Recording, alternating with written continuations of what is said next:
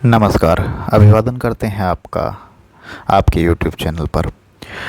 देखिए, यह आपका अपना YouTube चैनल है। यहाँ पर आपको प्रीवियस ईयर की वीडियोज़ और शॉर्ट ट्रिक्स, मोटिवेशनल वीडियोज़ सब कुछ मिलेंगे। तो इससे पहले हमने दो प्लेलिस्ट तैयार किया है, साइंस का और हिस्ट्री का, जिसमें लगातार वीडियोज आ रहे हैं। यह एक नया प्लेलिस्ट है और यह वीडियो नंबर 1 होगा भारतीय संविधान और राज्य व्यवस्था से संबंधित। इसके पहले की जो वीडियोज हैं उन्हें भी हम नंबर वाइज फॉर्म में व्यवस्थित कर दिए हैं। आप उनका भी लाभ उठाइएगा और भारतीय राज्य व्यवस्था और संविधान, इंडियन कॉन्स्टिट्यूशन और पॉलिटी से संबंधित जो प्रश्न हैं उनमें ऐतिहासिक पृष्ठभूमि वाले प्रश्न को यहाँ पर डिस्कस करने जा रहे हैं। ऐतिहासिक पृष्ठभूमि के जो प्रश्न होते हैं वह दो दृष्टिकोण से महत्वपूर्ण होते हैं। एक तो यह पॉलिटिकल साइंस में भी कवर करते हैं और दूसरा आधुनिक भारत में जो स्वतंत्रता संग्राम वाला पार्ट है वहाँ के भी प्रश्न को यहीं से कवर किया जा सकता है।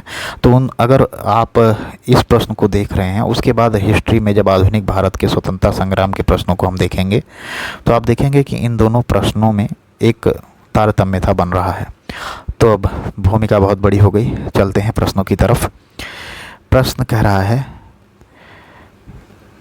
इसमें भारत का संवैधानिक विकास कैसे हुआ उससे संबंधित प्रश्न है। Constitutional development of India. प्रश्न कह रहा है कि किस अधिनियम के द्वारा अंग्रेजों ने अखिल भारतीय संघ प्रस्तावित किया। ठीक है, तो भारत सरकार अधिनियम 1935 के द्वारा अखिल भारतीय संघ प्रस्तावित किया गया अंग्रेजों के द्वारा। ठीक है, यह प्रीवियस में कितनी बार पूछा गया प्रश्न है, मैं तो गिनती भी नहीं कर पा रहा हूँ। ठीक है, आप खुद ही देख लीजिएगा। ठीक है, अब इसकी व्याख्या देख लेते हैं कि जो बीएससी अधिनियम 1935 है, दरअसल भारत सरकार अधिनियम को मैं बीएससी अधिनियम कह रहा हूँ। भारत सरकार अधिनियम 1935 में कुल 321 धाराएं, 10 अनुसूचियाँ थीं। याद कर लीजिएगा इसे पॉइंट वाइज, क्योंकि इससे भी प्रश्न बन सकता है।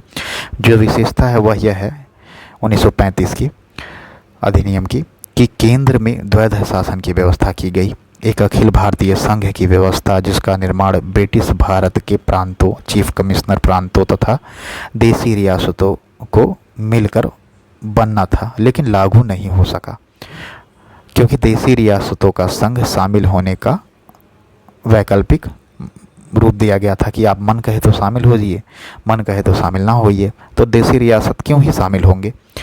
अब प्रांतों में द्वैध शासन को समाप्त कर प्रांतीय स्वायत्तता की व्यवस्था की गई थी जो 1937 में लागू हुई। प्रांतीय विधानमंडलों का विस्तार किया गया। प्रांत में 11 में से 6 विधानमंडलों में द्विसदनीय व्यवस्था की गई।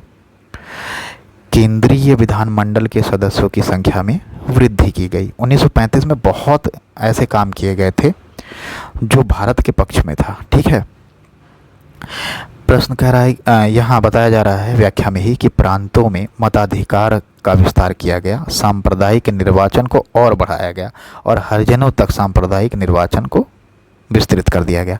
वर्मा को भारत से अलग किया गया। एक संघीय न्यायालय 1937 में एवं रिजर्व बैंक ऑफ इंडिया की व्यवस्था की गई। शक्तियों का विभाजन 3 सूचियों में किया गया, संघ सूची, राज्य सूची और समवर्ती सूची, जो कि आज भी आपको देखने को मिल जाता है 7वीं अनुसूची में। ठीक है, अब यहाँ पर बताया गया कि अवशिष्ट शक्तियाँ गवर्नर जनरल के पास में थीं। ठीक है, तो यह 1935 बीएससी में यानी भारत शासन अधिनियम में मुख्य बातें थीं। नेक्स्ट प्रश्न कह रहा है कि निम्न में से किस एक ने भारतीय संघवाद को सहकारी संघवाद कहा। तो सहकारी संघवाद जी ऑस्टिन ने कहा था। ठीक है, यह विशुद्ध विधि विधान के प्रवर्तक थे और ऑस्टिन जो थे यह राय व्यक्त किया करते थे राजनीतिक मुद्दों पर। ठीक है, तो वह क्या बोलते थे, भारतीय संघवाद को कहा कि सहकारी संघवाद है। अच्छा, सहकारी शब्द का आपने कहाँ नाम सुना होगा। जो अमूल कंपनी है, अमूल दूध, अमूल डेयरी होता है ना, वह एक सहकारी संघवाद का उदाहरण है। सहकारी संघवाद ऐसे होता है जैसे मान लीजिए कि हमें एक बिजनेस स्टार्ट करना है और हमें उसके लिए 1 करोड़ रुपए की ज़रूरत है, लेकिन हमारे पास नहीं है, लेकिन हम कई सारे जिनके पास 100 रुपये हैं उन सब को मिला करके एक सहकारी कंपनी इस्टेब्लिश कर सकते हैं और उसके आधार पर उस बिजनेस को बहुत बड़ा रूप दे सकते हैं। तो इसी प्रकार से अमूल की शुरुआत हुई थी। तो सेम वही चीज़ यहाँ पर एक व्यंग कस रहे हैं कि यह सहकारी संघवाद है, जी ऑस्टिन ने बोला था। ठीक है, यह बस हम समझाने के लिए बोल रहे थे ऐसा। नेक्स्ट प्रश्न कह रहे हैं कि नेक्स्ट प्रश्न में कह रहा है कि भारत सरकार अधिनियम 1919 आधारित था, किस पर आधारित था भारत सरकार अधिनियम? भारत सरकार अधिनियम मॉन्टेग्यू चैम्सफोर्ड रिपोर्ट पर आधारित था। तो 1919 का भारत सरकार अधिनियम मॉन्टेग्यू चैम्सफोर्ड सुधार पर और 1909 का मार्ले मिंटो सुधार पर। यहाँ पर यही चीज़ बताया गया है कि इसमें मॉन्टेग्यू तब सचिव थे और जो चैम्सफोर्ड थे वो वायसराय थे। यह भी पूछ लेता है। नेक्स्ट प्रश्न कह रहा है कि संविधान सभा का प्रथम सत्र कब हुआ? तो संविधान सभा का प्रथम सत्र 9 दिसंबर 1946 को होता है और प्रथम बैठक 9 दिसंबर 1946 को नई दिल्ली स्थित काउंसिल चैम्बर के पुस्तकालय भवन में हुई और इस सभा की अध्यक्षता डॉक्टर सच्चिदानंद सिन्हा ने किया था, जो कि अस्थायी सदस्य थे, अस्थायी अध्यक्ष थे और बाद में जो अस्थायी अध्यक्ष थे डॉक्टर राजेंद्र प्रसाद बनाए गए। फिर प्रश्न कर रहा है कि गवर्नर जनरल का पद पहली बार किस अधिनियम के अंतर्गत बनाया गया था? ठीक है, पहली बार बनाया गया था तो 1773 की रेगुलेटिंग एक्ट के तहत। ठीक है, जब रेगुलेटिंग एक्ट 1773 आता है तब बंगाल का गवर्नर जनरल पद नाम जोड़ा जाता है। लेकिन अगर पूछ ले कि भारत का गवर्नर जनरल कौन होता है, तो भारत का गवर्नर जनरल 1833 के अधिनियम के द्वारा विलियम बेंटिक बनते हैं। ठीक है, यहाँ पर भी बताया गया है सेम बातें। अब किस अधिनियम के द्वारा कलकत्ता में सुप्रीम कोर्ट की स्थापना की गई? तो रेगुलेटिंग एक्ट के द्वारा ही कलकत्ता में 1774 में एक सुप्रीम कोर्ट की स्थापना की गई थी और यह प्रश्न 2 बार पूछा गया है प्रीवियस में। मार्ले मिंटो सुधार जो 1909 में होता है, प्रमुख प्रावधान नहीं है, यानी 3 सही है और 1 गलत है इसमें। तो विधान परिषदों के आकार में वृद्धि हुआ था उस समय, सही है। केंद्रीय विधान परिषदों में सरकारी बहुमत, यह भी सही है। सांप्रदायिक और पृथक निर्वाचन पद्धति, यह भी सही है, क्योंकि इसी में मुस्लिमों को पृथक निर्वाचन पद्धति के साथ जोड़ा गया था। केंद्रीय विधान परिषद में निर्वाचित सदस्यों को स्थान नहीं, यह गलत है, स्थान दिया गया था। ठीक है, अब यहाँ व्याख्या में भी बातें बताई गई हैं कि मार्ले मिंटो सुधार जो 1909 में हुआ, केंद्रीय विधान परिषद में निर्वाचित सदस्यों को स्थान प्राप्त था, संख्या बढ़ाई गई थी, 16 से बढ़ाकर 60 कर दी गई थी। ठीक है, नेक्स्ट प्रश्न कह रहा है कि निम्नलिखित में से कौन से अधिनियम ने ब्रिटेन में एक ऐसे नियंत्रण बोर्ड की स्थापना का प्रावधान किया जिसके माध्यम से ब्रिटिश सरकार भारत में ईस्ट इंडिया कंपनी के दीवानी, सैनिक और राजस्व संबंधी सभी मामलों पर पूरी तरह नियंत्रण रख सके? तो वह पिट्स इंडिया एक्ट जो 1784 में आता है, ठीक है, उसमें यह बात कही गई थी। अब यहाँ व्याख्या में भी देख लेते हैं कि 1784 पिट्स इंडिया एक्ट के तहत बोर्ड ऑफ कंट्रोल यानी नियंत्रण बोर्ड नामक एक नए निकाय का गठन किया गया। नियंत्रण बोर्ड को यह शक्ति थी कि वह ब्रिटिश नियंत्रित भारत में सभी दीवानी, सैनिक और राजस्व गतिविधियों का अधीक्षण एवं नियंत्रण करे। इस अधिनियम ने प्रशासनिक सुविधा के लिए कंपनी के राजनीतिक और वाणिज्यिक कार्यों को पृथक कर दिया। नेक्स्ट प्रश्न कह रहा है कि ब्रिटिश सरकार के किस अधिनियम ने सबसे पहली बार भारत में शिक्षा के लिए 1 लाख रुपए दिए? तो charter act 1813, option number B सही है। सबसे पहली बार भारत में शिक्षा के लिए 1 लाख रुपए इसी में दिया गया था और 1813 के ही चार्टर में ईसाई मिशनरी को भारत में अनुमति प्रदान की गई थी प्रचार प्रसार के लिए ईसाइयत की और शिक्षा को बढ़ावा देने के लिए। ठीक है, व्याख्या में भी बताया गया है कि 1813 के चार्टर में गवर्नर जनरल को यह अधिकार दिया गया कि 1 लाख रुपए भारतीय साहित्य के पुनरुत्थान और स्थानीय विद्वानों को प्रोत्साहन देने के लिए तथा विज्ञान की उन्नति के लिए खर्च करें। अगला प्रश्न, निम्नलिखित अधिनियमों में से किस अधिनियम द्वारा गवर्नर जनरल की परिषद में एक विधि सदस्य की अभिवृद्धि हुई। तो विधि सदस्य की अभिवृद्धि चार्टर अधिनियम 1833 से 1833 से होता है। इसी समय बंगाल के गवर्नर जनरल का नाम बदल के भारत का गवर्नर जनरल किया गया था। ठीक है। चार्टर अधिनियम 1833, गवर्नर जनरल की कार्यकारिणी में एक नए कानूनी सदस्य की वृद्धि की गई और इस कानूनी सदस्य जो थे वो थे लॉर्ड मैकाले। ठीक है। नेक्स्ट प्रश्न कह रहा है कि कंपनी की व्यापारिक तथा राजनीतिक कार्यों को किस एक्ट द्वारा अलग किया गया। तो इनमें से कोई नहीं है जो ऑप्शन में दिया हुआ है। ऑप्शन में 1833, 1831 और 1861 दिया हुआ है, लेकिन व्यापारिक और राजनीतिक कार्यों के पृथक के लिए जो है 1884 में काम किया गया। तो यहाँ बताया जा रहा है कि 1773 के रेगुलेटिंग एक्ट के दोष को दूर करने के लिए ब्रिटिश प्रधानमंत्री पीट द पंगर ने 1784 में ब्रिटिश संसद में एक प्रस्ताव प्रस्तुत कराया जिसे पिट्स इंडिया एक्ट 1784 के रूप में जाना जाता है। इस एक्ट में पहली बार ब्रिटिश अधिकृत प्रदेश शब्द का प्रयोग किया गया, साथ ही कंपनी के वाणिज्यिक और राजनीतिक कार्यों को अलग कर दिया गया। बहुत ही महत्वपूर्ण प्रश्न है, प्रीवियस में आया हुआ है, फिर से पूछ सकता है यह प्रश्न। नेक्स्ट प्रश्न कह रहा है कि 1861 के अधिनियम की प्रमुख विशेषता क्या थी। तो 1861 के अधिनियम की प्रमुख विशेषता गवर्नर जनरल को आवश्यकता पड़ने पर अध्यादेश जारी करने का अधिकार दिया गया। ऑप्शन नंबर ए सही है। ठीक है।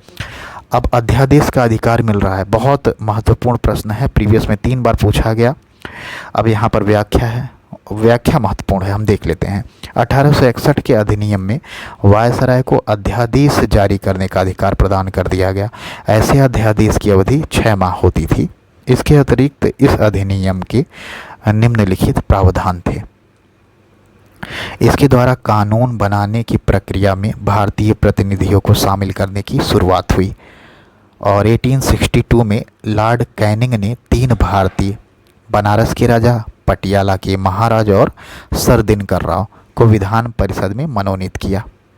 इस अधिनियम ने मद्रास और बम्बई प्रेसिडेंसियों को विधायी शक्तियां पुनः देकर विकेंद्रीकरण प्रक्रिया की शुरुआत की, किंतु सभी प्रांतों को यह अधिकार नहीं दिया गया। ठीक है। अब यह कब की बात हो रही है? 1861 की बात हो रही है, जबकि 1773 का जो रेगुलेटिंग एक्ट था ना, उसमें मद्रास और बम्बई प्रेसिडेंसियों को कलकत्ता के अधीन कर दिया गया था, यानी बंगाल प्रेसिडेंसी के अधीन कर दिया गया था। यहाँ विकेंद्रीकरण किया जा रहा है।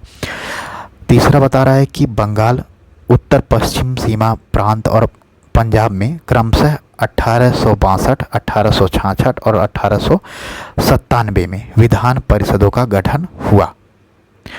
इन 3 जगहों पर कहाँ कहाँ? बंगाल, उत्तर पश्चिम सीमा प्रांत और पंजाब में। बंगाल में 1862 में, उत्तर पश्चिम सीमा प्रांत में 1866 में और पंजाब में 1897 में विधान परिषद का गठन हो रहा है। और बताया जा रहा है कि इसके तहत भारत में उच्च न्यायालय संस्था का सर्वप्रथम गठन 1862 में कलकत्ता में, बम्बई और मद्रास में किया गया। 1866 ईस्वी में चौथे उच्च न्यायालय की स्थापना इलाहाबाद में हुई। ठीक है। यानी 1862 में 3 जगह उच्च न्यायालय की स्थापना, कहाँ कहाँ? कलकत्ता, बम्बई और मद्रास में। और 1866 1866 में इलाहाबाद उच्च न्यायालय की स्थापना होता है। ठीक है। प्रश्न कह रहा है कि निम्नलिखित में से भारतीय स्वतंत्रताओं का अधिकार पत्र किसे कहा जाता है। तो ऑप्शन नंबर डी सही है। महारानी का घोषणा पत्र 1858 में 1858 में जो आता है उसे भारतीय स्वतंत्रताओं का अधिकार पत्र कहा जाता है। ठीक है। व्याख्या महत्वपूर्ण है, इसलिए व्याख्या को ध्यान से सुनिएगा।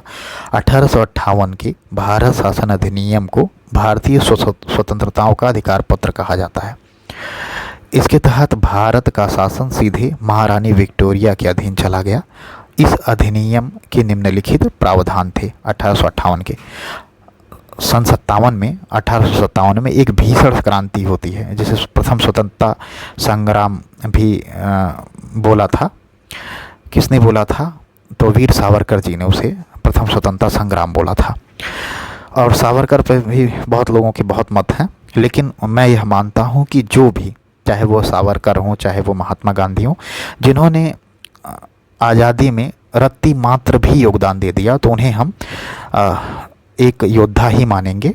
और विभिन्न मत हो सकते हैं लोगों के, हम यह नहीं कर रहे हैं, लेकिन सावरकर भी अपनी जगह पर महत्वपूर्ण है और महात्मा गांधी भी अपनी जगह पर महत्वपूर्ण है।